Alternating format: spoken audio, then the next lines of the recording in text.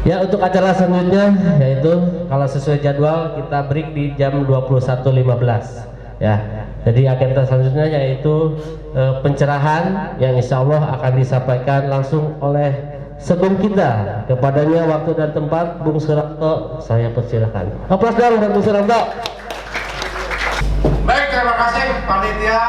Bismillahirrahmanirrahim. Assalamualaikum warahmatullahi wabarakatuh. Waalaikumsalam warahmatullahi wabarakatuh. Selamat malam semua, salam sejahtera bagi kita semua. Alhamdulillahirabbil alamin. Sekali lagi semoga puji syukur senantiasa kita panjatkan kepada Allah Subhanahu wa taala. Alhamdulillah saya masih ada kesempatan nih berbicara di sesi selanjutnya. Tadi saya perkenalan sudah. Kawan-kawan sekalian yang saya hormati, Ketua PUK Bung Jarin yang kebetulan beliau tadi juga sedikit cerita ada gangguan kesehatan. Kita berharap, kita berdoa supaya Bung Jarin selalu sehat dan teman-teman semua. Bung Untung selaku sekretaris PUK ya, Bung Untung ya, Bung Sumarjo dan teman-teman yang lain, kawan-kawan pleno, kawan-kawan peserta rakernas, kawan-kawan garda metal, kawan-kawan jam kespat, kawan-kawan media, panitia ya sekalian, terima kasih semuanya. Sebelumnya saya sampaikan lagi, nama saya Ranto Bung, nggak pakai su. Ya, Ranto Aprianto Bung. Saya asli Kerawang, orang Sunda, tapi saya nggak tahu nama saya Ranto Aprianto gitu. Tapi saya asli Sunda. Orang tua saya Sunda, dua-duanya Sunda. Lahir pun saya di Kerawang. Orang tua sama orang Jawa ya? Enggak tahu saya. Ya, kawan-kawan sekalian, saya cek dulu ya supaya biasanya kan kalau habis ini sudah makan semua kan? Habis. Biasanya habis makan ngantuk ya, saya cek dulu semuanya. Hidup buruh. Hidup buruh. Lagi teriak hidup buruh. SPSDB. SPSDB. SPSDB. SPAMK. Ya kawan-kawan sekalian, sedikit cerita tentang kenapa harus gaspol di AMK ya. Memang sedikit bertabrakan dengan pilar baru di MSPMI tentang gaspol. Ada pilar baru, teman-teman. Saya ceritain tentang pilar baru. Kenapa ya AMK harus gaspol, teman-teman? Karena memang sektor komponen otomotif ya, di masa pandemi dan menghadapi masa revolusi industri 4.0 tidak ada waktu berleha-leha bagi sektor komponen otomotif, teman-teman. Maka pasca Munas Kongres kita gaspol. Kalau orang-orang grup motor kan, klub motor kan gaspol gitu kan. Jadi sebenarnya ada tambahan ya. Cuma agak ribet kita ngingetin ya tapi lupa. Sebetulnya ada tambahan. Prinsipnya di mana ada aspal, di situ ada AMK, teman-teman sekalian. Ya iya kan? Ada aspal, ada motor, ada mobil. Ya, makanya kemudian muncullah jargon gaspol, teman-teman. Ya, itu teman-teman sedikit tentang gaspol. Ya sebelum panjang lebar kemudian teman-teman ini mohon izin ya para sepuh ya, tadi kan ngomongnya orang tua ya, jadi saya bilang sepuh teman-teman. Ya kawan-kawan sekalian, izinkan saya menyampaikan tentang pasca Munas Kongres. Ada beberapa hal yang baru tentang setelah Munas Kongres kemarin, teman-teman. Yang pertama adalah tentang Majelis Nasional. Nanti saya ceritakan. Kemudian yang selanjutnya adalah training center yang menjadi pusdiklat, teman-teman. Nyambung dengan Majelis Nasional. Kemudian tadi gaspol. Pilar yang baru, yang benar-benar baru. Kalau Jamkeswa, Inko Bumi itu kan tinggal penguatan. LBH juga tinggal penguatan. Tapi pilar yang benar-benar baru itu adalah gaspol, gerakan sosial dan politik, teman-teman sekalian. Nah, kemudian tentang Majelis Nasional, teman-teman. Kawan-kawan sekalian, pernahkah kawan sadari apa yang membuat suatu organisasi, katakanlah organisasi politik, teman-teman, apa yang membuat organisasi itu bisa langgeng, bisa bertahan lama, teman-teman sekalian? Apa kira-kira? Ideologi, teman-teman. Ideologi atau prinsip dalam sebuah perjuangan. Teman-teman mungkin ada yang aktif di partai. Teman-teman kita tahu partai Golkar, partai PDI Perjuangan yang lama, kalau Gerindra kan baru. Tapi yang lama-lama kan PDI Perjuangan, Golkar dan lain sebagainya, teman-teman. Kenapa mereka bertahan lama? Satu, para pendiri di partai itu masih ada, teman-teman. masih ada.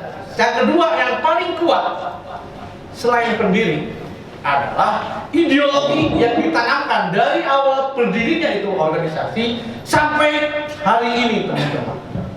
Nah, kemudian asas itu dipakai oleh FSPMI. Kemudian apa yang menjadi kuat FSPMI sampai hari ini, teman-teman? Dari tahun 1999 hingga 2021 hari ini, berarti sudah melewati 22 tahun. Teman-teman sekalian, mungkin salah satu pendiri ada di sini, ya. Tapi apakah pernah waktu itu di awal pendirian tidak ada yang menyangka, tidak ada yang bahkan mungkin paling FSPMI 10 atau 15 tahun di waktu pendirian. Banyak orang yang menyangka seperti itu. Tapi hari ini FSPMI telah melewati ekspektasi itu, teman-teman sekalian. Tapi hari ini telah melampaui 20 tahun lebih. Maka di mana-mana Presiden bilang, kita mempersiapkan FSPMI 20 tahun yang akan datang, teman-teman sekalian.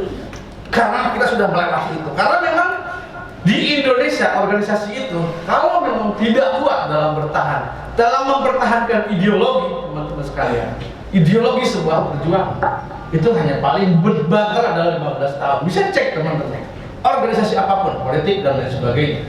Kemudian muncullah MN. Kita di sini, teman-teman, FSPMI seperti yang kawan-kawan ketahui apa yang disampaikan oleh Bung Reden, Bung Presiden dan yang lain sebagainya. FSPMI telah masuk ke dalam generasi kedua, teman-teman sekalian. Generasi pendiri sudah mulai hilang, teman-teman. Sudah mulai, karena memang usia, teman-teman sekalian, tentunya.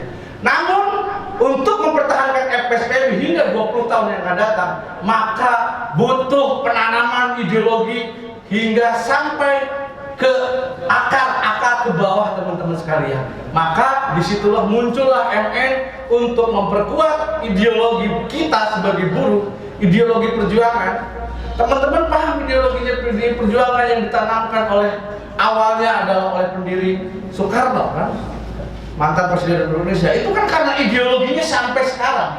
Perihal kemudian ternyata mungkin PDI Perjuangan banyak tanda kutip negatifnya, itu lain hal, lain cerita, teman-teman. Tapi melihat eksistensi organisasinya karena ideologinya nyampe dari pendiri sampai hari ini.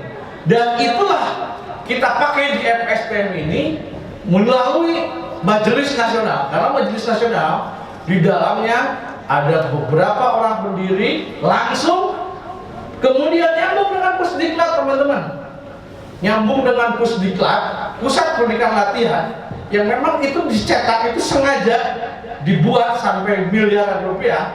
Kita kalau teman-teman pernah ke training center, sekarang luar biasa, teman-teman. Fisiknya sudah bukan kayak training center yang dulu. Jauh lebih megah, jauh lebih wah, setingkat hotel bintang 3. Dan memang itu kita sengaja kita buat, FSPMI buat untuk itu, teman-teman. Untuk mendidik calon-calon pemimpin FSPMI masa datang, untuk mendidik kader-kader FSPMI yang akan datang, teman-teman sekalian.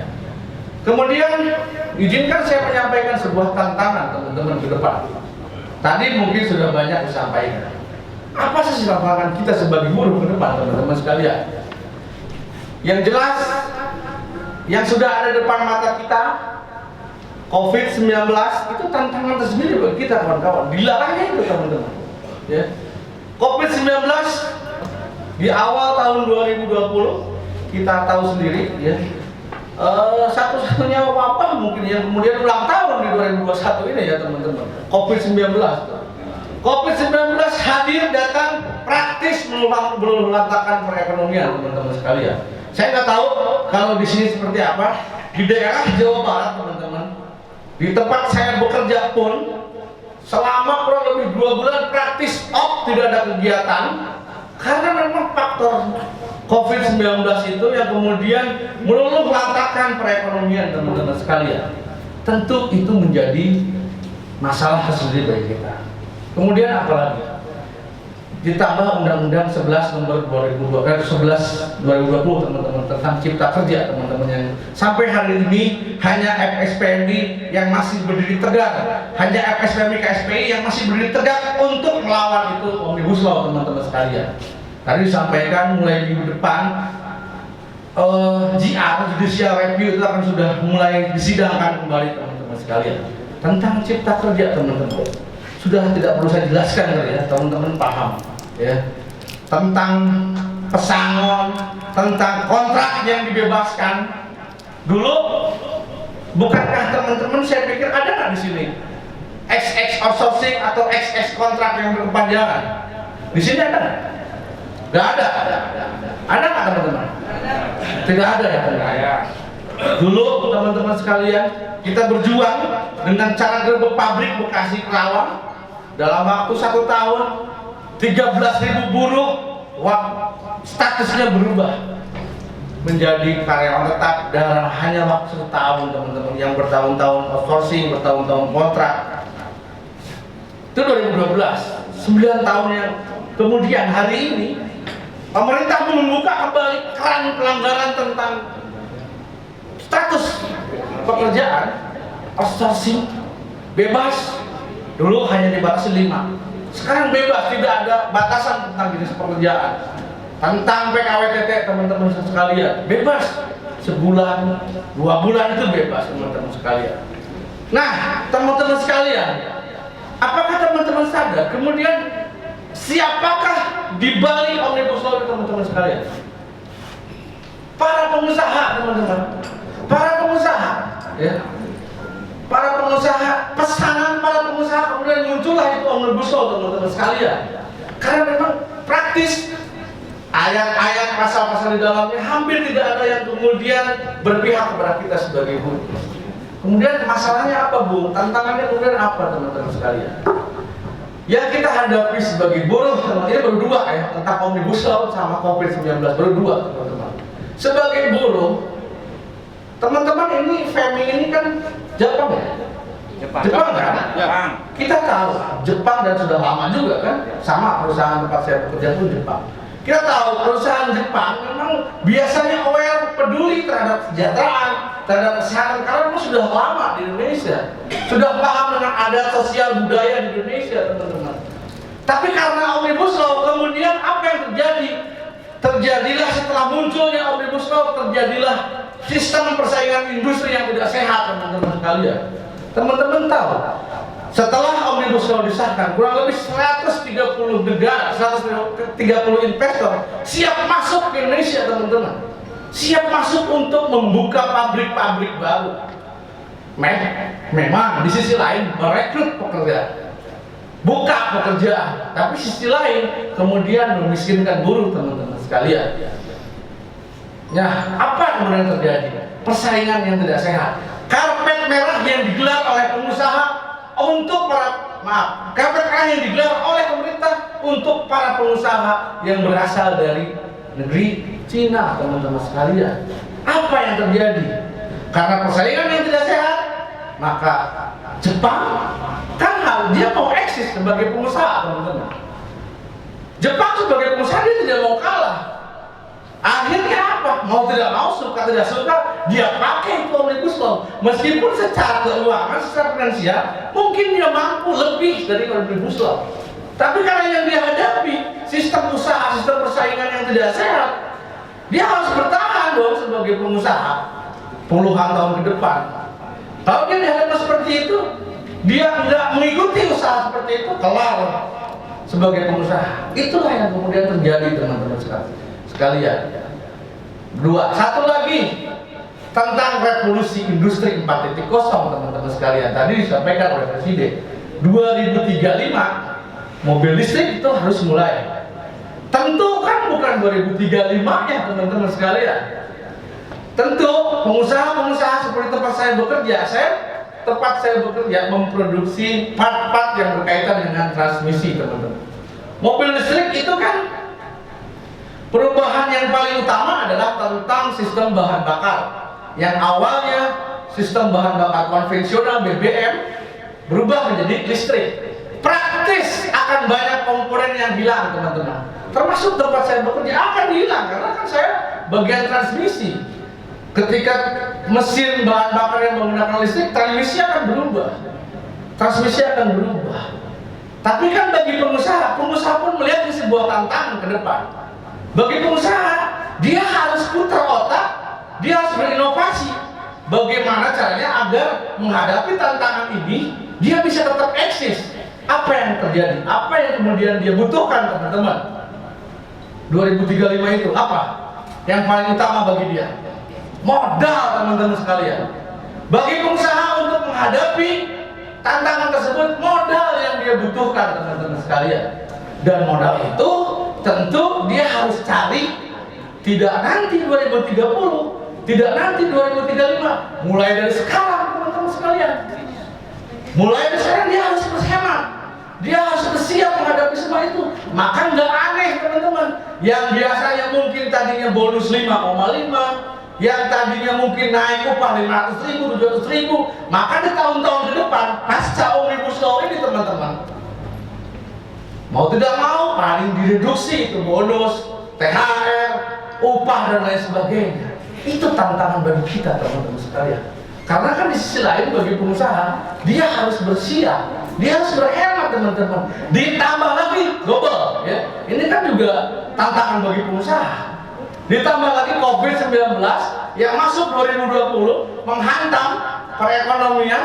Di tempat saya 2 bulan kosong itu pekerjaan karena motor kan yang terkena, motor produksi motor kan, saya motor dan mobil. Produksi motor 2 bulan kena kosong.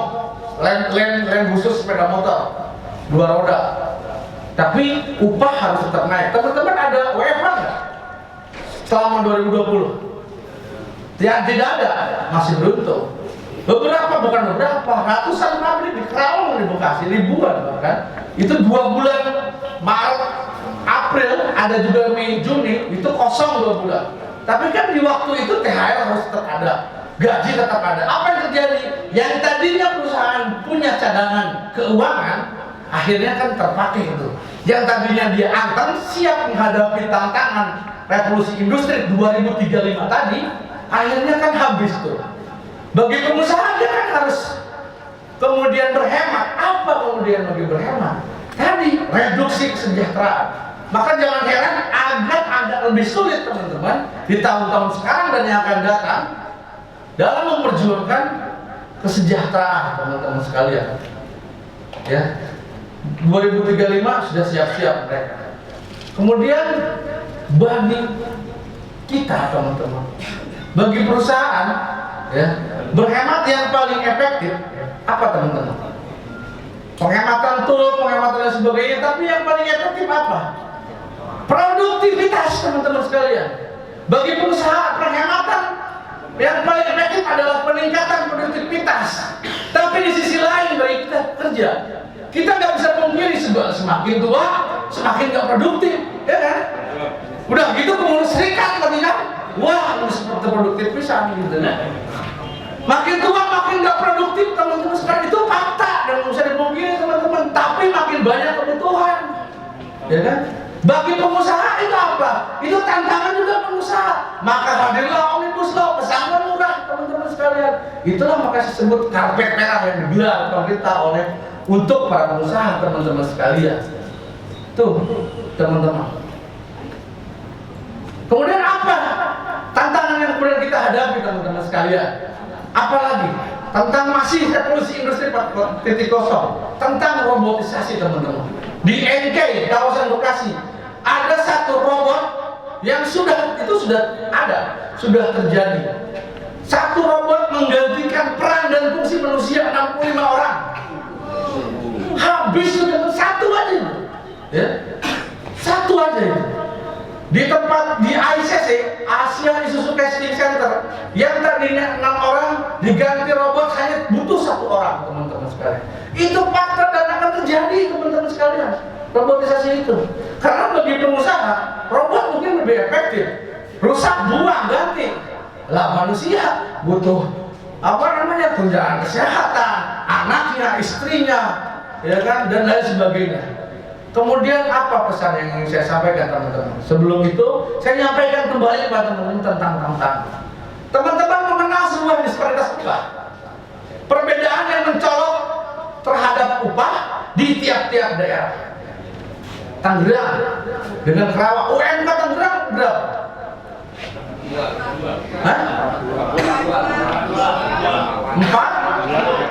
4, 3? Ya 4 juta sekian. UMK ya? 2021 berarti. 2021 4 juta 230. Kerawang sudah 4.700. Nggak terlalu jauh lah ya. UMK itu. Bekasi juga sama, ada tinggi. Jauh ke arah timur, Subang, Cirebon, Semarang, naik lagi di Jawa Timur teman-teman sekalian. Bayangkan teman-teman, GS saja, GS, pabrik GS di Kerawang, GS upah minimal 5 juta. Dia bikin pabrik di Semarang, upah minimalnya berapa? 2 juta. 2 juta. Disparitas upah yang terlalu tinggi, apa yang kemudian? Ya tentu dibuka celah oleh pemerintah. Lu pindah ke sini aja, lu pindah ke Semarang aja.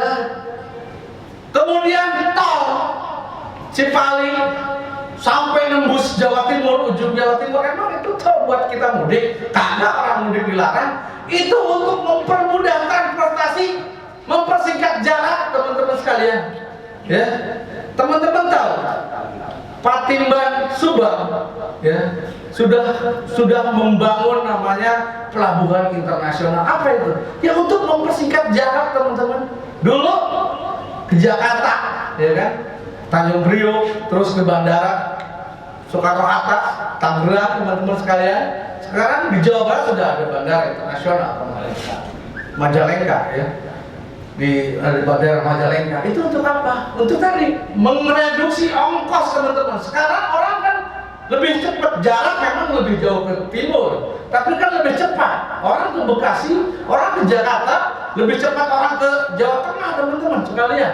Hingga akhirnya apa? Dengan kata lain, lu pindah aja, pengusaha pindah ke sana. Lalu apa yang terjadi? Masalah tantangan bagi kita sendiri, teman-teman sekalian. Ya. Ditambah lagi ini tantangan, teman-teman sekalian. Ini tantangan, saya sampaikan tantangan dulu, nanti ujungnya apa. Tantangan selanjutnya adalah, teman-teman, tadi tuh COVID-19, Omnibus Law, masuknya investor 2035 siap, harus siap mobil listrik, karena itu memang sudah, kan negara yang sudah mendahului revolusi industri ini kan Cina. Di Cina bahkan ada satu pabrik yang hanya ada presiden direkturnya aja sama staf direkturnya aja, karena hanya menggunakan komputer, sisanya nggak ada orang, karena sudah digunakan untuk oleh robot, teman-teman. Hanya digerakkan komputer, tinggal enter, selesai. Nah, kemudian teman-teman, hal yang tadi saya sebutkan praktis ya, praktis membuat revolusi industri itu semakin cepat, teman-teman, datangnya. Mungkin yang tadinya prediksi 2035, 2020, 2025, 2030 mungkin akan sudah mulai start, teman-teman. Karena persaingan industri yang tidak sehat tadi, teman-teman. Mengapa mobil-mobil Cina itu murah? Karena memang dia dibebaskan pajak, teman-teman. Sistem industri yang tidak sehat yang diciptakan ini, teman-teman sekalian. Sehingga ya, kondisi-kondisi tadi, ini teman-teman sadar nggak? Di Kalimantan, hutan ditebang, ya, hutan ditebang, kita kadang nggak sadar bahwasanya salah satu tadi ya, mobil listrik itu kan komponen utamanya adalah baterai tentunya kan, dan bahannya sudah ketemu, ya, kayak baterai HP lithium, ya teman-teman, bahannya apa namanya, mini kecil, tapi bisa menyimpan tenaga besar, teman-teman. Dan itu bahannya terbesar ada di Indonesia, di Pulau Kalimantan, teman-teman. Makanya kalau lihat TV cari berita, itu situ, teman-teman. Bahannya ada di sana dan siap itu dibuka, lahan itu sudah dibuka, teman-teman sekalian, dibuka, mendirikan pabrik-pabrik di sana untuk yang tadi mendukung tentang revolusi industri segera terjadi di Indonesia. Karena Indonesia ini negara seksi yang diidam-idamkan oleh orang-orang asing dan asing, teman-teman sekalian. Kemudian apa yang saya maksudkan, teman-teman sekalian, saya ingin menyampaikan kepada teman-teman sekalian, hari ini memang sulit, teman-teman. PP 78 yang dari awal lahir sampai sekarang, bahkan kemudian akhirnya menimbulkan korban yang kita tahu ya, ada yang sampai di penjara, sampai ditangkap, dipukulin, sampai hari ini memang sudah dicabut PP 78 ya, tapi gantinya undang-undang Omnibus Law ya. PP 78 yang dari awal kita berjuang keras tidak pernah berhasil ya. Kemudian malah muncul Omnibus Law, malah muncul pesangon yang dikurangi. Saya berpesan pada teman-teman, ayo teman-teman, jangan hanya karena kemudian muncul sebuah undang-undang Omnibus Law, kemudian kawan-kawan angkat tangan dan menyerah. Udahlah, saya menyerah aja, ada paket 2 kali PMTK selesai, ayo. Jangan teman-teman sekalian, jangan. Yuk kita sama-sama berjuang teman-teman. Karena dengan berjuang teman-teman, masih ada 2 sisi yang akan kita dapatkan. Dalam setiap perjuangan ada 2 kemungkinan, menang, kalah. Tapi ketika kita diam teman-teman, tidak ada kemungkinan untuk menang teman-teman sekalian.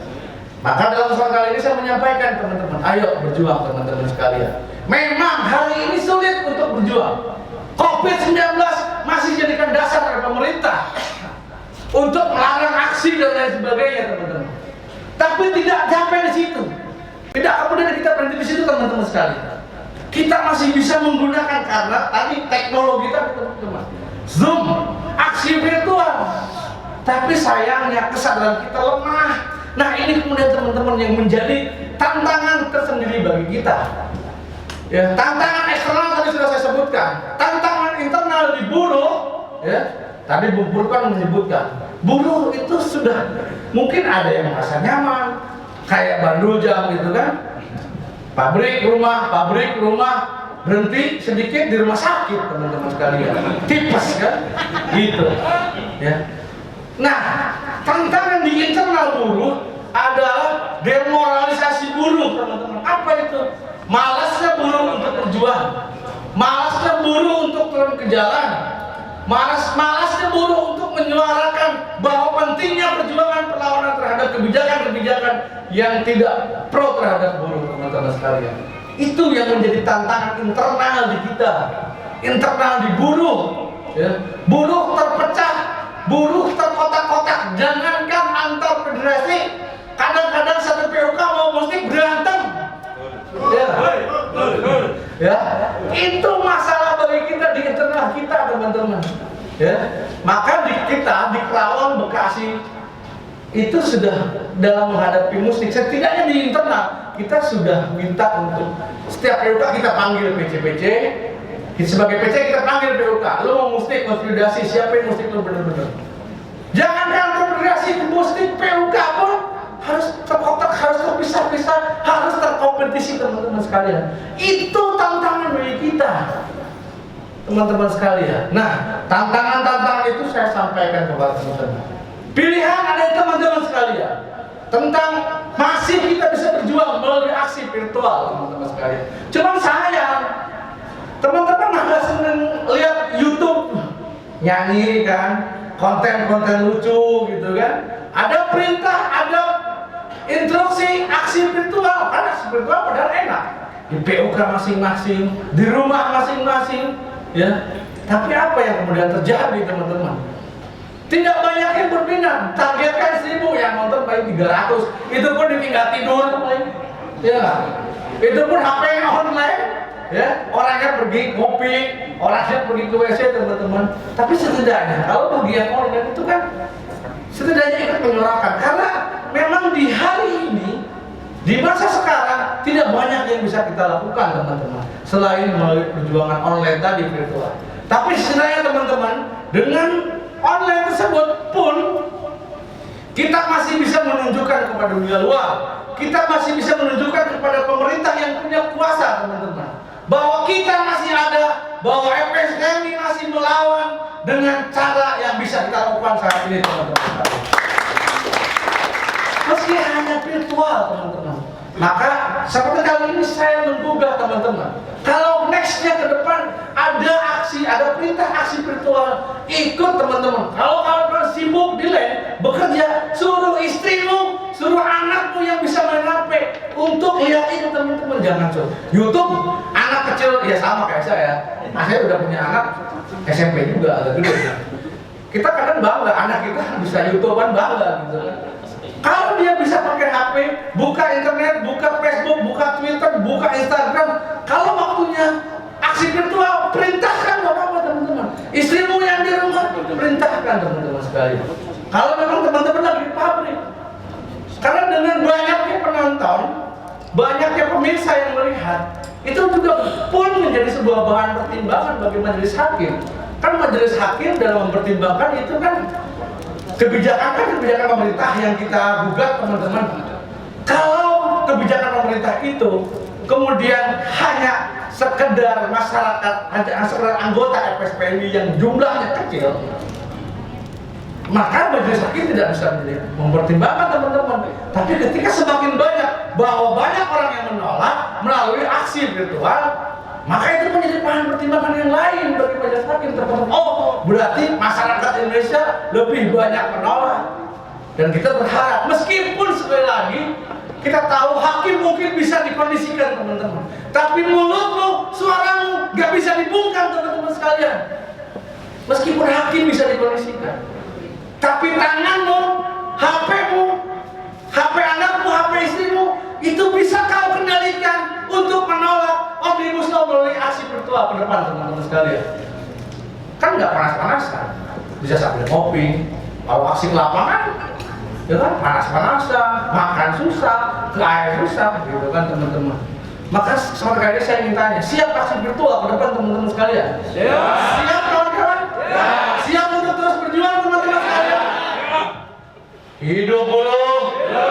Hidup buruh! Hidup buruh! FSPMI! FSPMI! FSPMI! Teman-teman sekalian, sekali lagi, meskipun tidak banyak yang bisa kita lakukan di masa-masa sekarang, setidaknya ketika Anda berada dalam garis perjuangan, tadi sudah saya sampaikan bahwasannya dalam setiap perjuangan masih ada harapan untuk menang, teman-teman. Ketimbang Anda memilih untuk diam atau menyerah pada keadaan, teman-teman sekalian. FSPMI, disitulah FSPMI yang membedakan. Tidak pernah FSPMI itu memberikan ideologi satu, misalkan kalau ter-PHK udahlah pesangon kompensasi, enggak. Sampai jasad bekalan tanah, FSPMI dalam perjuangan PHK itu selalu bekerja kembali. Ya nggak, teman-teman sekalian? Itulah yang FSPMI ajarkan melalui ideologinya, teman-teman, tentang upah.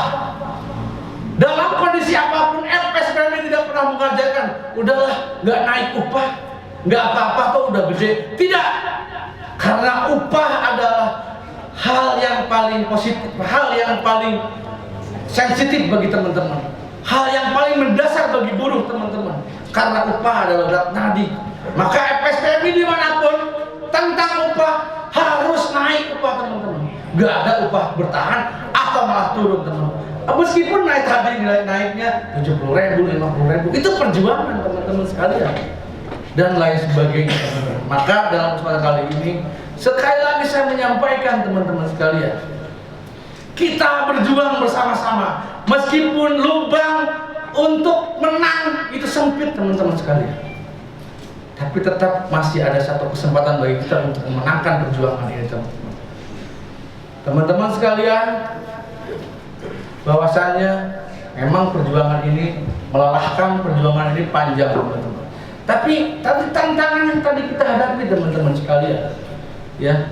Kemudian sebelum saya lupa tentang gaspol, teman-teman sekalian, gerakan sosial politik. Kenapa kemudian FSPMI kan sudah di Surabaya, Kongres Surabaya 2016 sudah digariskan bahwasannya FSPMI dulu konsep lobby aksi, ya, tambahan politik. Karena apa, teman-teman sekalian? Undang-undang Omnibus Law, upah sekalipun, UMSK itu kan produk-produk politik, teman-teman. Maka melalui pilar gaspol ini, teman-teman, harapan besar FSPMI adalah kemudian bisa merebut kekuasaan politik. Maka kan dari mulai 2019 FSPMI itu mulai menerjunkan, mewakilkan orang-orangnya duduk di DPRD, DPR RI, DPD di tiap-tiap daerah, teman-teman. Karena kebijakan politik, teman-teman, apa yang ada di hidup kita itu kan saat ini di dunia itu kan ditentukan oleh kebijakan politik. Upah, harga sayur, harga bahan pangan. Maka harapan besar FSPMI dibentuknya gaspol ini, teman-teman, adalah kita bisa berjuang melalui jalur politik, teman-teman. Memang tidak mudah, sekali lagi, tapi itu adalah usaha, teman-teman. sekalian. Bukankah ada suatu pepatah yang mengatakan manjada wajada, teman-teman sekalian. Siapa yang bersungguh-sungguh itu yang berhasil, teman-teman sekalian. Itu teman-teman sekalian. Karena itu sekali lagi teman-teman, dalam kesempatan kali ini saya bukan maksud untuk mengajari, mohon maaf sekali lagi teman-teman. Secara umur ya jauh lah sama ketua PDK ya. Bung Jarim, apalagi kalau ganteng ya gantengan kita lah, jauh gitu kan. Ya apa Bung Majo apalagi gitu kan. Ya teman-teman sekalian, bukan untuk mengajari tapi kita sama-sama mengajak. Saya duduk di Sekretaris Umum SPM KFSPMI bukan yang terbaik di antara teman-teman sekalian. Saya mah hanya kebetulan gitu aja teman-teman sekalian. Lah, anggap aja kebetulan seperti itu teman-teman sekalian. Teman-teman sekalian, saya minta berdiri semuanya. Aturkan tangan kirinya ke atas. Kita nyanyi sama-sama sebuah metal baja. Sudah rela berkorban, berjuang dalam satu barisan. Di sini bukan tempat berhubungan atau mereka yang biasa tidur pulas. Di sini tempatnya para pejuang yang berjuang.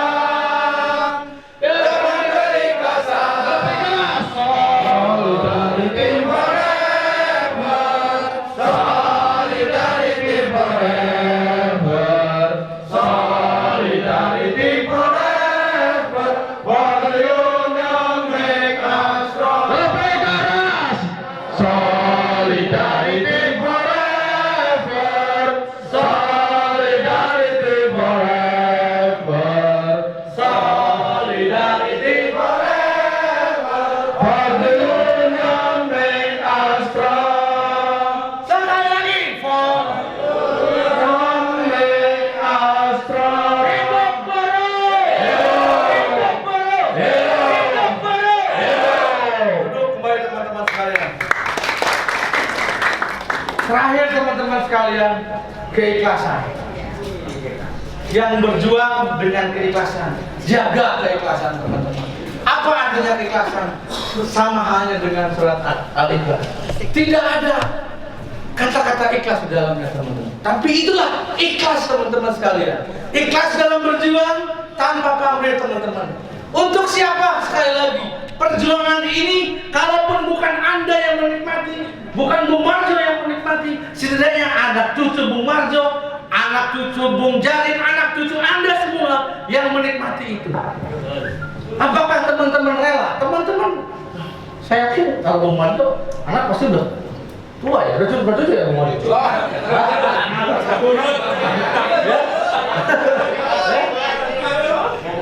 Siapa yang anaknya sudah SMA teman-teman? Ada nggak?